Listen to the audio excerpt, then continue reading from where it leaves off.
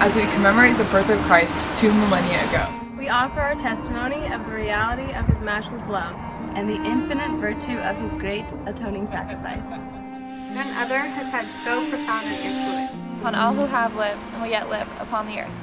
He was the great Jehovah of the Old Testament, the Messiah of the New. And under his direction he was the creator of the earth. All things are made by him. And without him was not anything made that was made. Though sinless, he was baptized to fulfill all righteousness. He went about doing good, yet was despised for it. His gospel was a message of peace and goodwill. He entreated all to follow his examples. He walked the roads of Palestine, healing the sick, caused the blind to see. He raised the dead. He taught the truths of eternity, the reality of our premortal existence, the purpose of our life on earth, and the potential for the sons and daughters of God in the life to come. He instituted the sacrament as a reminder of his great atoning sacrifice. He was arrested and condemned on spurious charges. Convicted to satisfy a mob and sentenced to die on Calvary's cross. He gave his life to atone for the sins of all mankind. His was a great vicarious gift in behalf of all who would ever live upon the earth. We solemnly testify of his life, which is central to all human history. Neither began in Bethlehem nor concluded in Calvary. He was the firstborn of the Father, the only begotten Son in the flesh, the Redeemer of the world. He rose from the dead to become the firstfruits of them that slept. As risen Lord, he visited among those he had loved in life. He also administered among his other sheep in ancient America. In the modern world, he and his Father appeared to the boy Joseph Smith, ushering in the long-promised dispensation of the fullness of times. Of the living Christ, the prophet Joseph wrote, His eyes were as a flame of fire, the hair of his head was white like pure snow.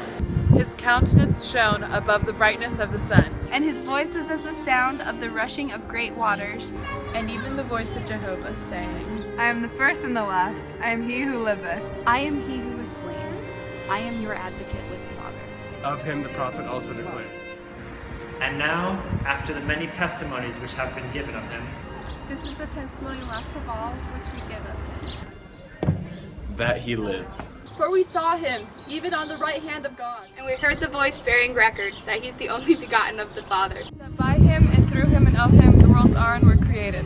And the inhabitants thereof are sons and daughters unto God. We declare in words of solemnity that his priesthood and his church have been restored upon the earth. Built upon the foundation of apostles and prophets, Jesus Christ himself being the chief cornerstone. We testify that he will someday return to earth, and the glory of the Lord shall be revealed.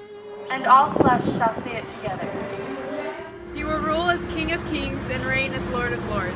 and every knee shall bend, and every tongue shall speak and worship before him. Each of us will stand to be judged of him, according to our works and the desires of our hearts.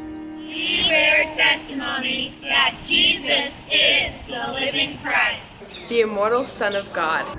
He is the great King Emmanuel, who stands today on the right hand of his Father. He is the light, and the hope of the world. His way is the path that leads to happiness in this life and eternal life in the world to come. God be thanked for the matchless gift of his divine Son.